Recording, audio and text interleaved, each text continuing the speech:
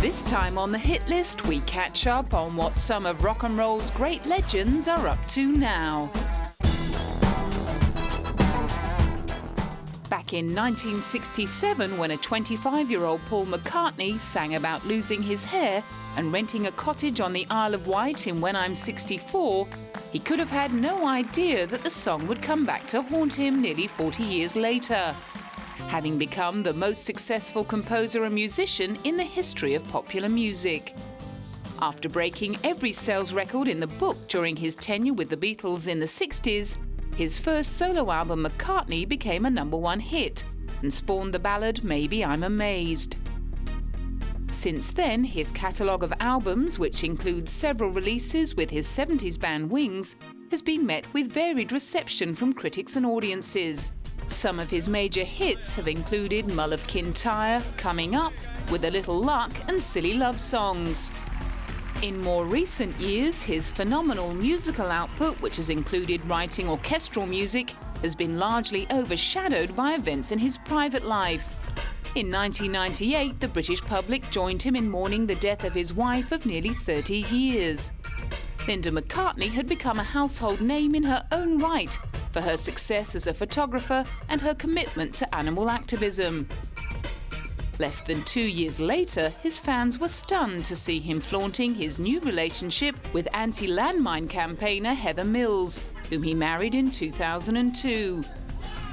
Their acrimonious split 4 years later sparked an even greater media feeding frenzy.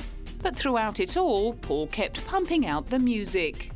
To just have nothing, be sitting here, pick up your guitar, and then after an hour or two, you've got a song. And some people, if it works, are gonna go, I love that one, or whatever, you know, and it's like, wow, yes. It's like baking a great cake or something. Ironically, while the press and British public were wrapped up in the minutiae of his private life, Paul had been getting down to the business of creating another album with the help of producer Nigel Godrich, famous for his work with Radiohead and Beck. I think for Paul, I think he deserves some respect that maybe he hasn't got in recent history, and I would like to see him have that. Chaos and Creation in the Backyard ended up being pronounced Paul's best album since leaving the Beatles. The following year, his devoted fans queued up overnight to meet their hero and score signed copies of his latest classic release, Ecce Cor Meum, and a new live concert DVD. We queued last night at 5:30 and slept out at Piccadilly Circus overnight and get to meet Paul today, and it's totally worth it. It's a little chilly, but it's totally worth it. And as far as Paul is concerned, he'll keep going until he's 94. I'll do it as long as they like it and I like it. In April 2009, at the age of 68, Bob Dylan became the oldest artist ever to have an album debut at #1 on the Billboard 200 charts. His 33rd album, Together Through Life, also broke the record for the longest gap between solo #1s in the UK. The last time Bob had topped the charts there was back in 1970 with New Morning. The legendary songwriter, poet and painter's love of performing is completely at odds with his obsession with privacy off stage, which has added to the mystique of the barrier-breaking icon who started off singing folk and blues protest songs in New York's Greenwich Village in the early 60s. The political and social content of his songs and disregard for authority earned him his status as a modern-day prophet, and songs like Blowin' in the Wind, The Times They Are A-Changing and A Hard Rain's Gonna Fall have become anthems. In 2005, Martin Scorsese attempted to capture the many sides of a man who won a Pulitzer Prize for his profound effect on popular music and American culture in a documentary. Learning about Dylan is the constant recreating of himself, but always staying always staying in line with the original inspiration to say something, has something to say, whether it's about a psychological or emotional state or it's about politics or whatever. And I think it's important in our society today for young people who are becoming artists or budding artists, I should say, to remember it's more important if you have something to say than to make a lot of money. At the premiere of No Direction Home Bob Dylan, fellow film director Jim Jarmusch offered up his tribute. No, I met him briefly a few times. I'm just a big fan of one of the greatest visionary songwriters of the last 50 years. So he's just someone in music history that's so valuable. He loves the form so deeply of songwriting. I just kind of wish they could take that myth off of him and all that weight off of him and just let him be a traveling troubadour, musician, giving us these beautiful songs. Coming in at number 2 behind the Beatles on Rolling Stone's list of the Immortals, the 100 greatest artists of all time, the man himself remains an enigma due to his reluctance to talk about himself in interviews. But that doesn't stop his peers and fans from trying to define his place in history. Just his uniqueness, you know, is obviously his lyrics, and the fact that he's still playing it every day for 300 days a year. He's kind of like a genius gypsy, you know? That's what it is. Yes, he affected the rock and roll business a little bit by completely changing it. Often referred to as the godmother of punk, Patti Smith isn't so fond of the label. Every time you see a journalist that calls me a punk rocker, it's because they don't have the imagination or the professional intelligence or curiosity to see the full breadth of what I've done and what my band has done. So it's really just lazy journalism. The daughter of a jazz-singing Jehovah's Witness, she was born in Chicago in 1946 and in the late 60s moved to New York, where she frequented fashionable nightclubs and befriended musicians and photographers such as Robert Mapplethorpe. She formed the Patti Smith Group and built a cult following through performances at the legendary New York punk rock club CBGB's. Her debut album, Horses, released in 1975, subsequently inspired many big names in rock and remains at number 44 on Rolling Stone's list of the greatest albums of all time. Over the decades, she's collaborated with the likes of Bruce Springsteen and Michael Stipe's, covered songs by Kurt Cobain, the Rolling Stones and Prince, exhibited her own paintings, delivered literary lectures, and been named a Commander of the Order of Arts and Letters by the French Ministry of Culture. Trying to capture it all in a movie was a challenge that filmmaker Steven Sebring had to say yes to. I mean, she does so many things. I mean, how could you not, you know? I always think of this movie as like a fine wine, you know? And we had no design. You know, I didn't have a design. She didn't hire me to film her. It just sort of happened naturally.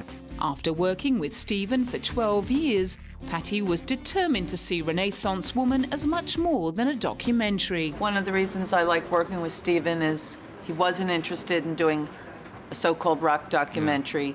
He was interested because I paint, I take photographs, politically active, I'm a mother, and he was interested in everything that I do, and so that rock and roll, although is quite important, is in its place in accordance with my life. And I was very pleased with that, because I would like, you know, if one is going to be perceived publicly, I would be happier being perceived as more well-rounded and not concentrated in one area. And those fans hoping to get a chronological account of Patti's life and career had better look elsewhere. Time, you know, we don't live such linear lives. You know, we're always accessing the past and hoping for the future. And so the movie, without being too confusing, I believe has a sense of past, present, and future happening almost simultaneously, because that's how we are as human beings. We carry our whole life with us. New Jersey's favourite son, Bruce Springsteen, supposedly got stuck with his nickname The Boss while still a teenager in the 60s. The story goes that he acquired it by taking it upon himself to collect his band's nightly pay from clubs and distribute it to the other musicians. Despite allegedly hating the nickname, he was obviously still calling the shots 40 years later, as he and the E Street Band prepared for their 2009 world tour. Usually we'll play a little longer in the States before we go to Europe, but this time, as far as who decides the songs, well, the boss decides. The boss decides what we play. Nobody else decides. People suggest, hint, beg, cajole, but I decide. The E Street Band, which has backed Bruce since 1972, may have seen a few lineup changes over the years, but still contains original members Clarence Clements and Gary Tallent, as well as his longtime collaborator and friend, guitarist Stephen Van Sant. We stayed together, you know. We stayed alive. That's hard to do for people in our business. It's true, you know. And also, you know, we've been, imagine you're working alongside of the same people you were with in high school, you know, for 40 years or so, and keeping that together. So all of those things are nice, and they're sort of they just kind of come up as they do. But in the end, it's you know, it's corny, but it's the long ride that it's all about. The long ride has included releasing 8 Billboard 200 #1 albums, the most famous of which was Bruce's 1984 smash Born in the USA, which sold 15 million copies to become one of the biggest selling albums of all time. It also spawned 7 top 10 singles and was followed by a sellout world tour. The album's title track, which was in fact a criticism of the US government's treatment of Vietnam veterans, was misconstrued as jingoistic by some politicians and corporations. But his famously blue-collar views have led to strong associations with the Democrat Party, and he was invited to play at Barack Obama's inauguration concert. He also recently won a Golden Globe Award for his song The Wrestler, which featured in the 2007 film of the same name starring Mickey Rourke.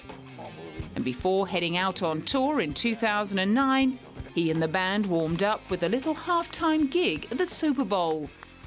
I think that really why we said yes this year, they asked us many times, and was because, one, we have a new album coming out, dummy.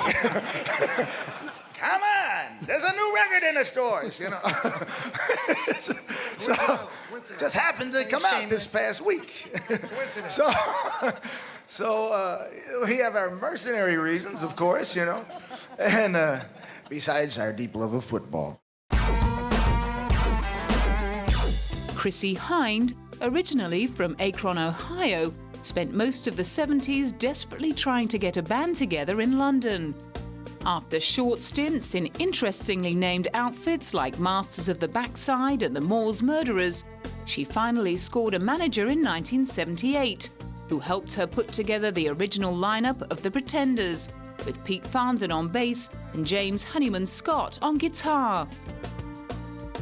30 years later, she faced the unenviable task of compiling a box set of her favorites called Pirate Radio.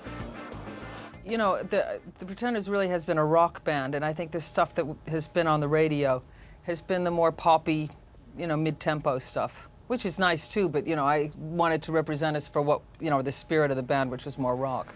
Although the band has kept the same name for 3 decades, the Pretenders have seen numerous lineup changes, largely due to the tragic deaths of both Pete and James through drugs overdoses. No, I never thought the Pretenders could exist outside of me and Pete and Jimmy and Martin, the original Pretenders. If one of us left the band, I thought we'd have to change the name and start all over. And then when Pete and Jimmy both OD'd on drugs within the space of a year of each other, and, you know, it got all, you know, a lot of events which we hadn't anticipated came very quickly, and well, how can I say this without sounding really crap? But yeah, I really kept the thing going as a tribute to the band, and also I was, you know, I think in retrospect, quite traumatized by the way things had gone. Turning the trauma into inspiration, Chrissy went on to write and record a catalogue of rock and pop classics, such as Hymn to Her, Don't Get Me Wrong, Back on the Chain Gang, and I'll Stand By You. Alongside her musical career, which has included collaborations with other artists and contributing to soundtracks, Chrissy has also become an avid animal rights activist and regularly turns out in support of anti-cruelty campaign organisation PETA. However, when it's time to strap on that Fender Telecaster, all she wants to do is rock.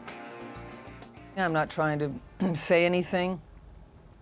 You really play guitar in a rock band because it's more fun than being a waitress. That's all it was for me. I don't think I broke any ground or did anything different. Well, I know I haven't. Throughout his many splendid 40-year career, David Bowie has succeeded where almost every other enduring popular artist has failed. Continually courageous in his avant-garde style choices, he's kept a miraculously clean sheet of fashion faux pas. He released his first solo album in 1967, but it wasn't until 2 years later that he got his commercial breakthrough with the single Space Oddity.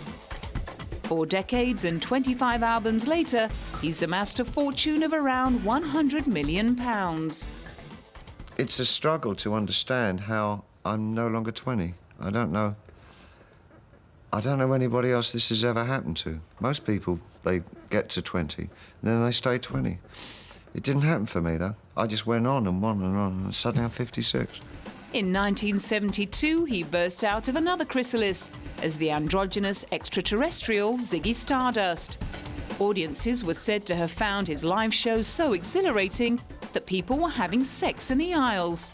He certainly wasn't thinking about the future. It didn't occur to me that, rock and roll ever had a life that long, Well, nobody at that particular time really thought it would become something that myself and my contemporaries of my age, I guess it's all new ground to us, we're just learning what to do with it at this age and still playing rock and roll. Because we're the first bunch that have gotten that far along, Into the 80s, he introduced himself to a whole new generation as a suave lounge lizard and scored his biggest commercial success ever with the album Let's Dance. It spawned 4 hits: Ashes to Ashes, Let's Dance, Modern Love and China Girl, confirming his status as a transgenerational sex god. At the end of the decade, he formed the hard rock quartet Tin Machine. They released 2 studio albums and a live record. The band received mixed reviews and a somewhat lukewarm reception. But then David Bowie's continual reinvention has never had a commercial incentive. It's for selfish reasons as much as anything else. It's to keep us interested, Because I think if the artist's interest goes, it plays to the audience that way, and you don't want to go and see an artist who looks bored stiff with what he's doing. Now in his 60s, he's still a workaholic, but his early hedonistic outlook has matured. It's rather disturbing because when you're young, you think so much is important, including oneself. But as you get older, I think you find less and less is important, apart from some very fundamental things. One of them being a love of one's fellow man and a care for their survival and a care for one's immediate family, then friends, and then wider, like a circle, like ripples in water. New wave band Blondie came by their first commercial success by accident in 1977, when an Australian music television show played the B-side of their single Ex-Offender by mistake. In the Flesh became a hit, and the band's lead singer Debbie Harry went on to front a barrel of eclectic hits, including Denny, Heart of Glass, One Way or Another, Call Me and Rapture. Debbie's wide-jawed beauty, trademark dyed blonde hair and trashy style immediately captured the imagination of music journalists, photographers and fans. Her identity began eclipsing that of the band and led to ructions within the group. After several splits and shake-ups, only 4 of the band's original members remain.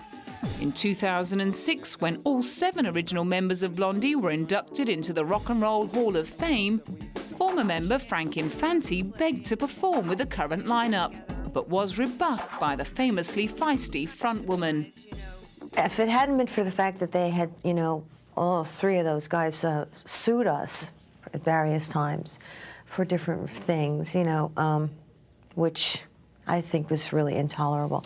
It's much better to pick up the phone and talk to somebody than to take them to court. And so, you know, I don't know. There's just a limit, you know. I think that really set the limit for me. At the age of 60, she was proud to have been one of the first white female musicians to rap lyrics on their 1981 hit, Rapture. I don't think I'm really a rapper, but I think it was an homage to rap and to a form of music that we found very exciting and really interesting. And I don't know, to me it was like folk music for black kids. You know, it's like the 60s had a folk music for white kids, you know, it was all sort of traditional. But I think that in terms of the voice of the people just getting up and saying what's on their mind, you know, I really always sort of equated those two things. Like Patti Smith and the Ramones, Blondie first gained a following by playing regular gigs at New York CBGBs.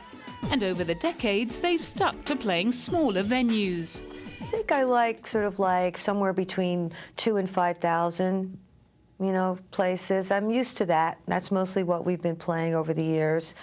We've never really developed a show for big stadiums. We've never been a real stadium band, although I would like to be. I would love to have a really great, you know, big stadium show. 2 years later, she got the chance, as she and the rest of Blondie set off on a world tour to commemorate the 30th anniversary of their classic album, Parallel Lines. Back in 2003, after more than 2 decades, folk troubadours Simon and Garfunkel put aside their differences and reunited for their first US concert, performing the hits that made them folk icons in the 60s, like Mrs. Robinson, The Sound of Silence, and Homeward Bound. Boyhood friends, the two started recording together at the age of 15. Paul Simon wrote the poetic lyrics, and Art Garfunkel had the soaring voice. Together they made sweet harmonies, and eventually sold more than 40 million albums in the US. The duo broke up in 1970 upon the release of their most successful album, the appropriately titled Bridge Over Troubled Waters, and Paul went on to pursue a successful solo career. Tussles over royalties and credit for work drove the two friends further apart, but after being honoured with a Lifetime Achievement Award at the Grammys in February 2003, the idea for the Old Friends Tour was born. Really, we are our oldest friends. We've known each other since the age of 11. And whatever it was, the squabbles as they're called, that's pretty much what it was, just squabbles. It was time to just say, forgive, forget, move on. It's not like you have forever in life. So the Grammys was our opportunity to do that. Over 1 million fans had come out to see the duo at an earlier reunion concert in New York Central Park in 1981. But clearly they hadn't been quite ready to bury the hatchet just yet. Remember when we came off the stage, I said, well, we didn't do our vocal thing quite like we can. I don't think it happened. And you said, you're crazy. They love the show. What do you want? This is what he said. We walked off the stage, and I said to him, what do you think? And he said, disaster. This time round, however, things have been going a lot smoother, with Paul and Art announcing tours of Australia, New Zealand and Japan in 2009.